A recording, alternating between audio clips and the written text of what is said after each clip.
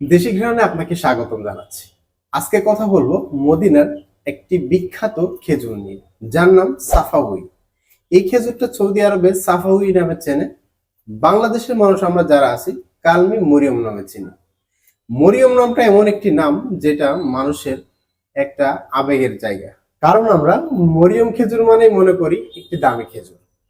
হ্যাঁ, অবশ্যই দামি খেজুর, বাট এর থেকে আরো দামি দামি খেজুর আছে বাজারে।